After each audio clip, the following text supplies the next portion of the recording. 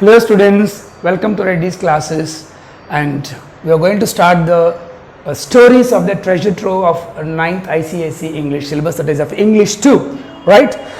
It's not just the story I would like to say, always say that in the previous lectures also I mentioned that, quoted that these treasure trove stories and the poetry is not just for fun and for passing the time, but they have in-depth messages that you need to carry. And even the stories of the treasure trove, they carry an indomitable spirit that you need to understand, that nothing of man's freedom cannot be intimidated, right? And this first story, the Chief Seattle speech, is one such poem. There's one such poem story that you need to understand, and it is given in the form of a speech by Mr. Seattle.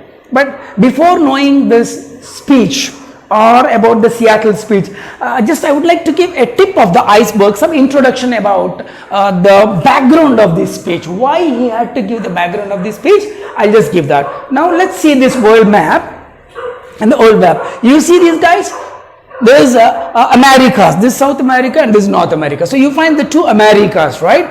Now in 1492, we all know that. In 1492, Columbus discovered Americas, but not this America which we are calling as now United States of America, right? In 1492, he discovered Americas, but later in 1499, after 7 years of his discovery, it was Amerigo Vespucci who traveled across and first came to the northern coast of the present America, and he traveled across and he came to the southern coast of America. Then he announced, it's not one America, there are Americas, right? So that's why on his name, on towards the name Amerigo, an Italian sailor and discoverer, explorer, this today's America is named after him with respect, right? Now that's one side of the story. Now let's come to this part. Then, sir, before Columbus discovered Americas, or Amerigo discovered Northern America, then who used to live there? In this part of America, up to this part especially, there are hundreds of local tribes, indigenous tribes, who were born and brought up, and they had an oldest civilizations which we call as the oldest civilizations, like Aztec civilization, Olmec civilization. People used to live here. Mayan civilization, Inca civilization. People somewhere around, you can say that 1200 BC, before Common Era, before Christ or before Common Era, right? There was a special civilization called Olmec civilization, people living in this part. That was one end of the side. So since they have here the original people who lived in America before Columbus discovered America, the Native Americans were called Red Indians or the Native American Indians, right? They used to call this land as a Turtle Island. The original name was not America or United States of America, but it was called Turtle Island, and there were thousands of different tribes living, inhabited in this part, born and brought up, indigenously developed over there, right? And the moment Columbus discovered, and the moment after 9 years, that is 7 years, and again Amerigo Vespucci made 2 voyages, and in the second voyage he landed this part, the America what we call now, right, the Americas. And then they observed the local indigenous cultures, and they observed this Olmec civilization, and they mentioned their books. Now that was one part. So as these civilizations were inhabiting, and the moment post the discovery of Columbus and Amerigo, you see the Spanish people from Europe started migrating to Americas. You will see the Britishers coming in large numbers. You see the Germans, French, even the French came, right? Like this, from all parts of Europe and all parts of this part of Europe, they migrated to America, the present one, and they started occupying the lands, right? And there were many battles between the Native American Indians, not us, They are called the Native American Indians, who are also called as Red Indians. I'm going to show some pics also now. So they started fighting back with them, that asked them to push them back to their native lands. But these people who are more civilized, industrially developed, used weapons and massacred and killed the Native Americans, who are also called as Red Indians, in thousands of number. So all these people, the native Indians used to live here, they were pushed to the western side. They were pushed to the western side. Right? And they started occupying the lands of these Native Americans. The Spanish, Dutch, French, Germans, whom not you call Italians, they all started occupying it. That's all. And these people, they lost their lands. They were killed. They were insulted. Right? And they started rapid industrialization in America and rapid, urbanization. Everything has changed. But these people have a sentiment. The local people who are called Native American Indians, they feel that, man belongs to earth, but earth doesn't belong to man. The basic concept that everyone has to understand. So they fought back. But they were butchered by the English people especially. Right? And they all fought. Finally, the number of Indians, all these Europeans who got settled here, they have become a different population called American population. So in present America, you find Spanish descendants, you will find English descendants, you will find French descendants, you will find Italian descendants, you will find South American descendants, you will find the Norwegians. They all settled there. Right? From 1492, the moment Columbus discovered, they all migrated and they saw the vast prairies, lands and lakes and seas, and then they settled there. Now, nobody can say, even after India divided, there were many people who came from Pakistan and Bangladesh and other countries, Nepal and Sri Lanka as well, and Burma. And once, if their children who are born in India are called Indians, right? So in the same way, a new kind of American population was created. That's fine. That's one side of the story. But what's the problem, sir, now? I told the Native American Indians were dominated by the migrated population, the white people. These are called the whites because the original Americans were not white, but they were red. They were having Olmec civilization, the ancient traditional civilization with Aztec calendar. They never followed Christian calendar. They had their own calendar called Aztec calendar, right? So they started occupying these lands and killed and butchered. And the Red Indian youth, the Native Americans, fought against these white people. But finally, that all the Americans, but they were ruled by, I told that, though they were all migrated, but majority by 17th, but 16th century or the 17th century beginning, 16th century beginning, the entire America was controlled by by United Kingdom. Queen Mary and later King Philip, they all started controlling one by one. So entire America was ruled by Britain, as we were ruled by the British in the same way. Right? At the time, all the Americans, those Spanish settled here, Americans settled here, Italians settled here, French, Dutch, all Norwegians, they all came together and as one white American population, with the help of Native Indians, they fought against the British. And they got independence in 1776, July 4th, America got independence. America got independence in 1776, July, now nearly 244 years or something like that. 244 years back, America got independence. Now we got independence just, 75 years ago, right? 73 years ago, I'm sorry, right? 1776, America got independence on July 4th from Britain. Now fine, sir, what happened? After independence, the troubles of the Native Americans got doubled, manifold. So they started fighting for their rights. And slowly you also see the blacks were brought from Africa and they were sold as slaves in the markets and they were bullied and their families were purchased and they were merely treated like dogs in the streets. Right? And now the Native American Indians, they fought. What to do now? Among their tribe, and I told you, right, there was one tribe called a Squamish tribe, and there was another tribe called Duwamish tribes, and these two are the biggest tribes in America. They have a head called Mr. Seattle. The chief of these communities called Seattle, then he sent a peace treaty because his men, Seattle's men fought with the American government, and Washington, you know, the capital of America, right?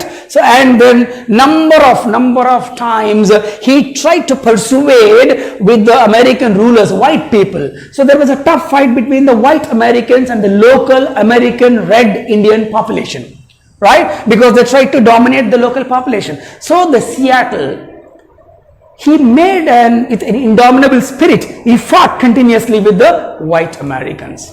But finally, on both the sides, thousands of men died, and there were nearly 11 wars. The French people who settled here killed Red Indians, the Italians who settled here killed Red Indians, and the English who settled here killed Red Indians. King Philip from Britain made a big war and butchered thousands of native Indians. They have no respect to their civilization, and these guys who settled there have no respect to their ancestors. They have no respect to their culture. So that's why they started fighting with this. On this context, in 1854, remember, in 1854, the President of America, Mr. Franklin Pierce, right, ordered the Washington governor to make a treaty with the local Red Indians, right? He asked them, so don't kill them, let's propose a friendly treaty, an agreement between the local Indians, and because they need more lands, right? Already they pushed from here to here, and now they want to push them to extreme western coast and northern western coast, and they want to buy these lands. They want to buy the lands. But if you occupy, they will fight back. So, on the presidential order, the Washington governor, Isaac Stevens, sent a friendship treaty, a proposal for. So, he said that Isaac Stevens, the governor of, the then governor of Washington district, the state, had sent a message to the chief, the tribal chief, the Squamish tribal chief, Mr. Seattle, sent a friendship proposal treaty that we respect your culture, we respect your lands, but we want to buy some lands. If you sell your lands and if you move towards the western coast, we can develop this industrially and make America a great nation. Because there were 50 states, right? This is the 50th state bought from Russia, right? So, in reply to his message, as the governor sent a message to the native Red Indians, that is Native Americans called Indians, native Indians, then the chief Seattle, the chief of this tribe, Squamish and Duwamish tribes, he gathered all the people in Seattle and he gave in Washington, and he gave a speech to all his co-Indians and to the Native Americans and to the white people. So this entire lesson is a speech delivered by the chief Seattle. In fact, his old name was something Seattle, but as a name, actually the Seattle city, which is now called the biggest city where Amazon also headquarters, right? Amazon.com. The Seattle old name was different, but as a mark of respect, after he signed a treaty with the white American government, then that town was named after his name and changed the name of the city to Seattle. And it's one of the busiest and the biggest cities in the world right now, right? So before starting this speech, I would like to show you a small glimpses of that, how these Red Indians look like, having feather caps and all those things. And then we'll start the speech, right? Let's see something. Guys, see this. This is a Native American that is called Red Indians wearing caps, and this is the general customs and traditions that they look like. And we'll see some more pic. The next pic is like, this was actually said to be the original picture of the chief Seattle when he was in grand old age before his death, right? We'll see the other pic that is related to, and this is the pic that is believed to be of Seattle when he was young, and he was a great warrior and daring and dashing personality, right? And you see this, He says that all things are connected like the blood which unites one family. All things are connected on this earth. One thing we know, which the white man may one day discover, that our God is same God. I told you that because they're against white people who are dominating the red Indians. He says that one day even white man has to recognize that God is one for all. Alright, now before starting this speech, I would like to tell you one thing. When I start the speech, remember that I speak like Seattle. So whatever I speak, they are the words of the Seattle, right? Shall we start the speech? Let's go. Hello, fellow Americans and white Americans and my native Indians. I'm quite happy that the white chief of Washington had sent the message of the big chief, the big white chief, that is your American president, Mr. Franklin Pierce, had sent a message to have a friendship agreement with us. We are happy. And you also said that you want to respect our rights, our civilization, and you also understood that we need respect now. You said you want to buy our lands. We are ready. We are ready to give you. And of course, now we don't need such a vast land and we can move to the western coast.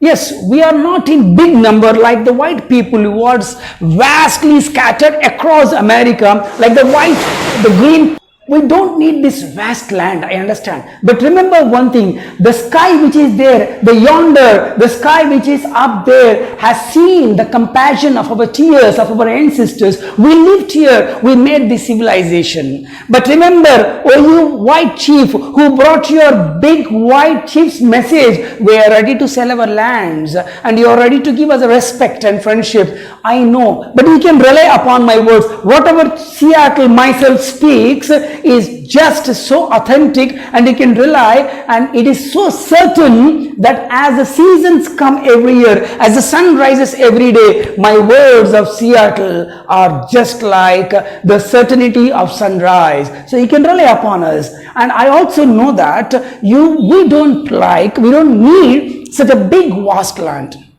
But oh, Mr. White Chief, Isaac Newton, but understand that we need respect.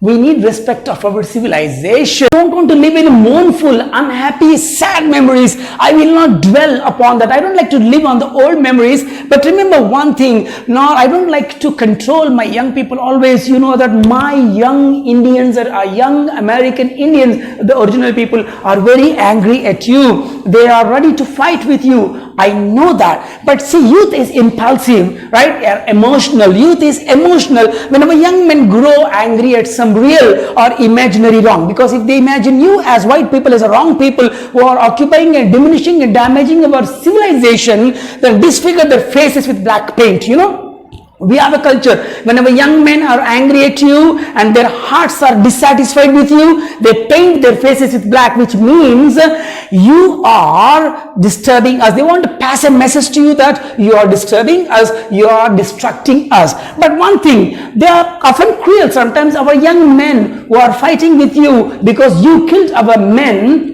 young men in thousands and thousands, and you butchered us. I know that, but they're often cruel and relentless, and our old men and old women are unable to control them. We cannot control our young men who are fighting against you because you started butchering them. Thus it has ever been, thus it was when the white men began to push our forefathers over Westland. When you started pushing us from the east to the west coast and slowly pushing towards us and occupy our lands, our young men started looking at you as our enemies, and revenge by young men may be considered gain. Sometimes you all know that young men of any country, they think that if we take revenge on someone, that is our gain, victory. But we, our old men, our mothers who sit at homes when their young children, our children are fighting with you, and we know the value of our lives. It matters for us. If I lose my son in a war with you, if a mother loses her son in a war with you, then we know the value of our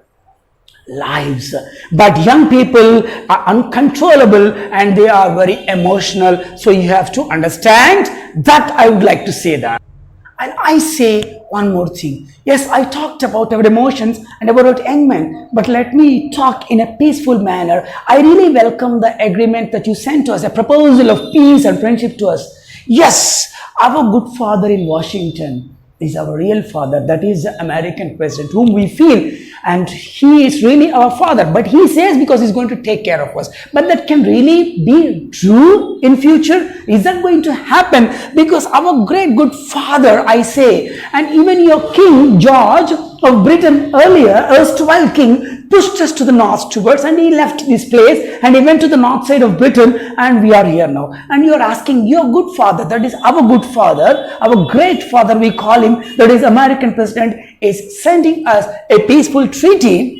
But I say sends us a word that we do as he does, because your president, who is also our father just like your father, he desires, he says, whatever you Red Indians do, whatever I wish. Then he says that I am their children, and even my generation is your children. But can that really be so? He says that, he says, if you Red Indians do what we white Americans ask you to do, then he promises that your father, that is our good father, American president, the big white chief, promises that he would protect us from our two enemies who are coming from the far north coast, called Haidas tribes and Shimshians. That it's mentioned here. Who are our enemies? Haidas and Shimshians. They always attack us and they kill us, and they loot our property, and they torture our children and women. And they said that, so your big white chief, that is our father now, says that he is going to protect us if we do whatever he desires. Surely, I am going to do that. But if that really happens, I don't know, then in reality he will be our father. If your big white chief is going to protect us from Haidas and Shimshians, then definitely is going to be our father, right? And we his children. But can that never be happen? Because your God is different and our God is different. Your God always likes you, and your God likes only the white children, and your God gives you separate laws, and your God is increasing your number on this earth, on this America. And he just neglected us. He says that he folds his strong protecting arms only for white children. Your God never loved us. He has forgotten these red children. Are we not born on this same motherland before you were inhabiting here, right? But he has forsaken his red children, and your God, if they are really are his, he never had forgotten us. Your God had never forgotten or forsaken us if we really feel that we are his children. If red children also are felt by your God, then your God would become our God. Our God, then you know who is our God then? Our God is the great spirit is lying in the skies. Right? Our ancestors who dies, goes there and merges with the great spirit, and from there they bless us. You know, and ebbing away, and all that the soon your God makes your people stronger and stronger, and my people are ebbing away, slowly going back like a tide, receding tides of a sea or an ocean which never return, because the sea waves never return, and our men and women and children who perish, who die, who are discriminated by you, who left this earth, they would never come back. And you people are stronger day by day. He is waxing you, making you stronger and stronger on this place. And the white man's God, your Jesus, cannot love us. He says that, and we cannot love our people. He would protect them. They seem to be orphans who can look nowhere to help. You know, we Red Indians have become an orphans. We're looking everywhere for help. Can you really protect us from Shimshians and hide us our enemies? If that is so, then if you protect us, then you are our enemy. And God, if God want to become our God, then he has to check our prosperity and make us his children, and he has to be in our dreams, right? And he says that if you have common heavenly father, then he must be partial. You say, no, Red Indians, your God and my God are same. Then if it is same, then he is partial to us. He is partial to us. Our God, if you say is common God, and his common God is just like a heavenly father, then he is partial to us, and is protecting you, and he is partially treating us. Right? We never saw him also, because he never appeared. None of the Red Indians saw your God, your white man's God, and he gave you laws, special laws for you. I repeat that your God for white people. He gave a lot of laws, and he has nothing given for these red children, because we were free once upon a time. These red children, we have vastly filled this America. But now you dominated us, you distracted us, but still God is not protecting these red children, and He has not given any special laws for us. Why it is so? Now remember one thing, white people. Oh, white chief, remember one thing, that our destinies are different. Our origin is different. Only one thing is common for us. Very little things are common between us. That is, we both are Americans now as per the Constitution. But our origin, that means the way we have come, our ancestors and your ancestors are totally different. And your destinies are different. Your destiny is industrialization. Your destiny is to only stick to God and forget your ancestors. And your destiny is modernity and life and industrialization and slavery, which we don't like, dominating or showing attitude towards, cruel attitude towards the poor people or the helpless generations is against to our traditions, right? Now he also says that to us, our ancestors' ashes, to us, the ashes, after burning our ancestors or burying them, even their ashes are very holy to us. We hallow the ground, we make the ground holy for us. We see that. And every resting place where we bury our ancestors, where we burn our ancestors, that land is a holy land for us. That resting ground for our ancestors is a very holy land, which you want to occupy now. And you say that. And to the ashes, you wander far from the graves. Guys, this is the land where we are born. This is the land where our ancestors gave us. This is the land where our ancestors got from their ancestors. We never left this land. We can't leave this land and go to other places. As you left your countries like England, you came from Spain, you came from Italy, you came from all countries from Europe. You left your ancestors' graves. You left your father's graveyard. You left your ancestors' grandfathers. You left your great-grandfathers. And you came to occupy America, and you are dominating us. But we can't do like that. You just left. And you can't even regret. You don't feel bad that you left your ancestors' graves. But we are not so. He says that the red man could never comprehend. And your God gave you such a religion, strongly written on the iron stones. He wrote on tablets made of stone with his fingers, strong fingers, iron fingers, and he gave you that tablet. That's what he mentioned, that God gave you Bible to read, and it is so strong that you always read so that you won't forget them. But we don't have any books like you, like Bible or anything else, and our religion is not written on tablets of stone, but they are in our brains. You know what is our religion? Our great spirit is our religion. Our ancestral traditions are our religion. Our traditions is our religion. Our dreams of our sachems. What sachems? Our tribal heads. Because I told you that there are thousands of tribals in our Red Indians. Every tribal head is called sachem, and each of their words, their visions, how to live in future, the messages of our sachems are our traditions, and everything is written in the hearts of our people. But you wrote in the books or on the tablet of stones, which we don't like to write somewhere else, because we filled our hearts with our religion, which you never do that. And your dead cease to love you. And one more thing that I observed in you white people is that your dead people, your ancestors, stop loving you when they die. Once your ancestors die, you bury them or you turn them to ashes, and they go leave this world, and beyond the stars, they go somewhere and they never return. But our ancestors are not like that. They are up in the sky with the great spirit, and always return to us, to guide us, to console us. And because they can never forget, our ancestors can never forget this land, because this land gave them being, the life. Our dead never forget this beautiful world that gave them life, because it gave us life. They still love these verdant valleys, lakes, long rivers, mountains, and every inch of this land is lived by our ancestors.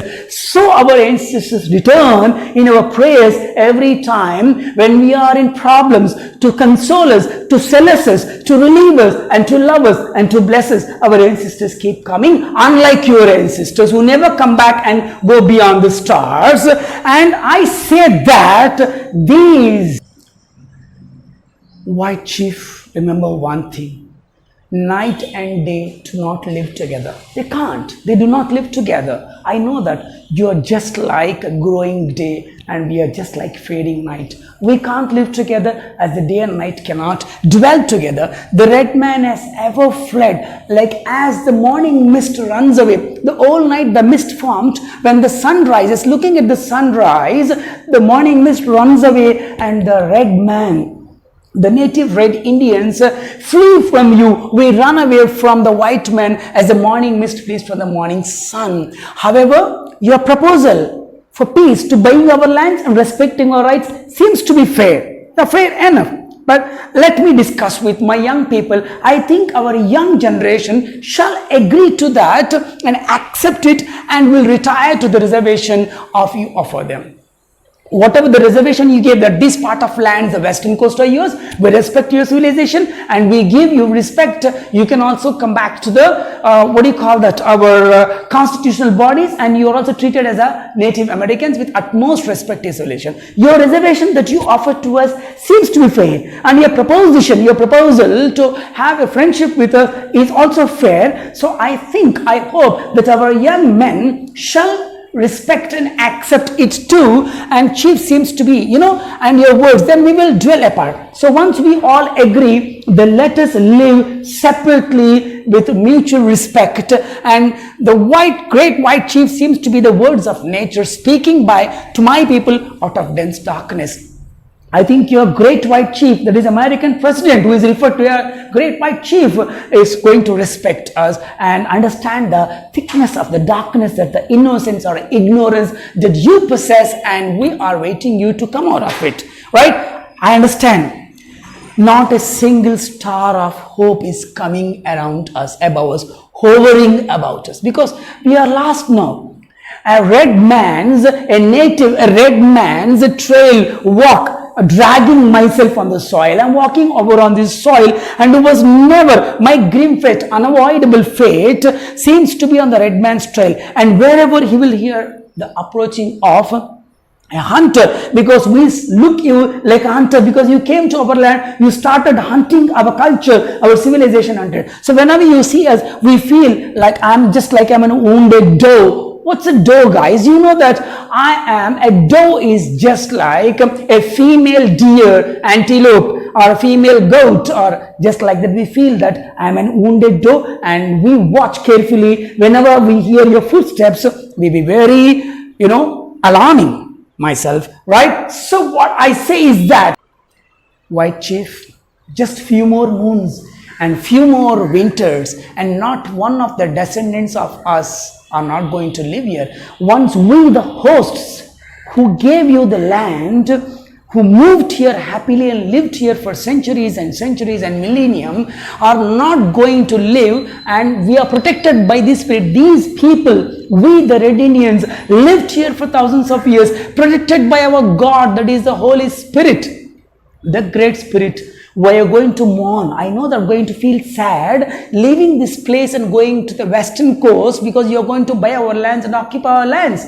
But remember one thing, few more moons we are going to stay here, few more seasons we are going to live, we are going to be. But remember one thing, why should I feel mourn for myself? Why should I feel sad over very early sadness? Well, if someone dies in my tribe, we mourn. We feel sad at his death. But our civilization is dying now. You are occupying our lands, and definitely we have to mourn now. But why should I mourn? And it's an untimely one, right? Because why should I? Untimely fate of my people. It's early. We are supposed to live here and with our ancestors' tombs, with our civilization for more and more thousands of years and centuries. But you are driving us from this place. So it is very untimely death for our civilization. Right? Remember one thing.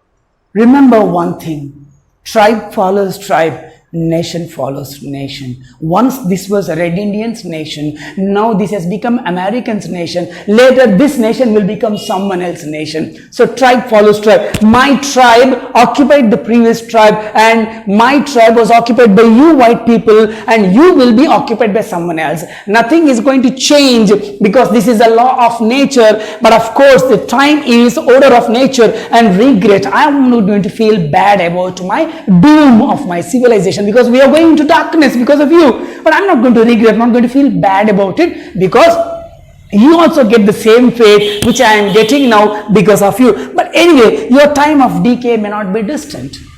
Because we are decaying now, we are dying. Our civilization is dying now. We are moving somewhere, leaving these lands and going somewhere. But you also decay one day. But your decay, your death of your civilization may be very far, may be very distant. But it is going to come one day as the winters come and pass by, as the moons come and pass by, as the seasons come and pass by. One civilization after one civilization keeps on coming and going and fades away. And your decay may be distant, but it is for sure.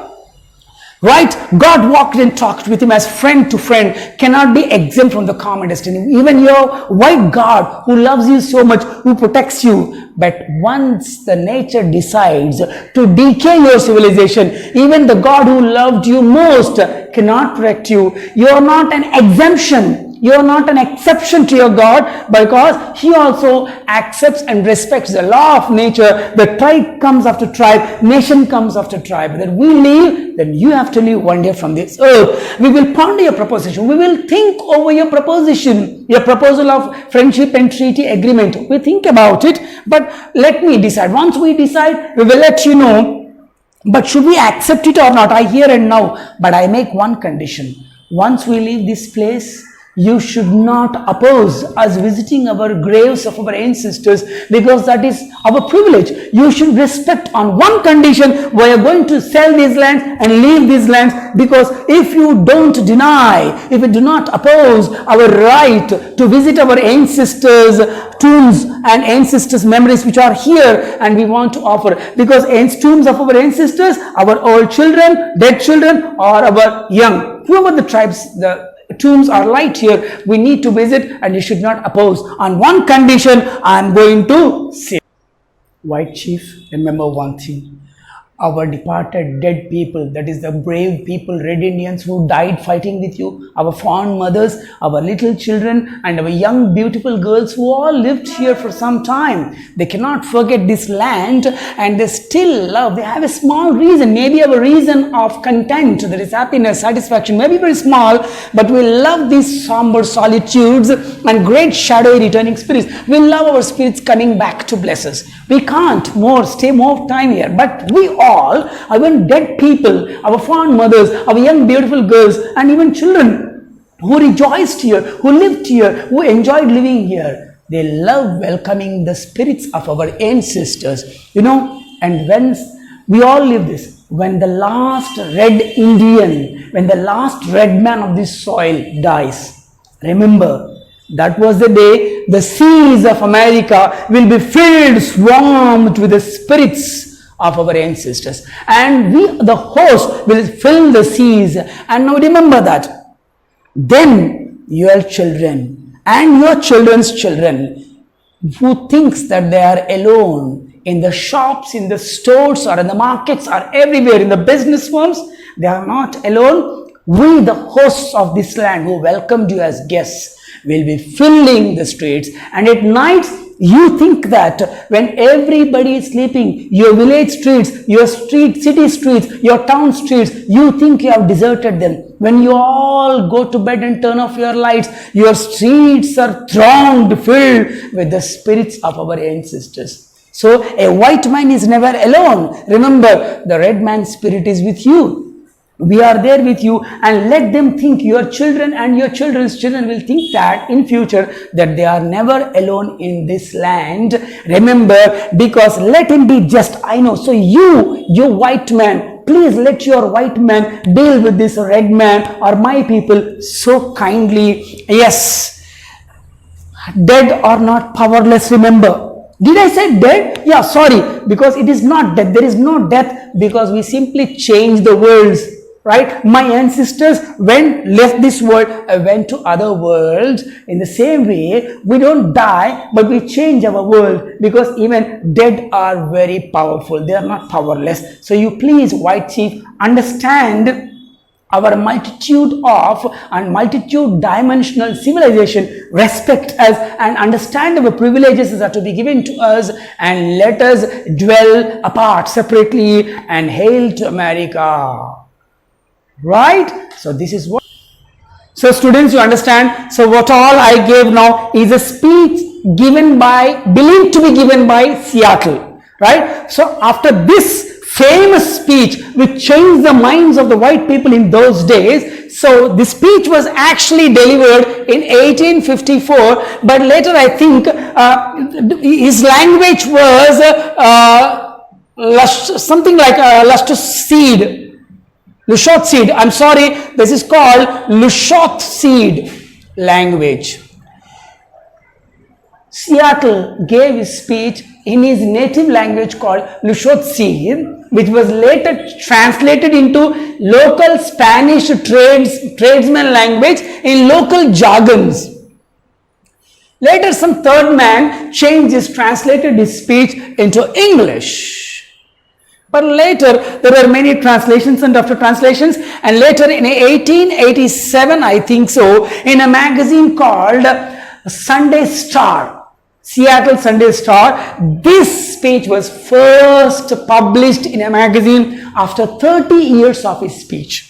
Right? So one speech changes the mindset. So all the white men who massacred, butchered, bullied, threatened and occupied the lands of Red Indians finally understood and proposed a respectful treaty and let the Red Indian civilization exist. Right? So please go through this lesson once again, the story, the speech, then you can try to write in your own words, and of course pick the literature that is given in this and try to put it in your own sentences. When you write the speech yourselves, then you see that you use the words or the literature that is given in the textbook, in the treasure trove, right?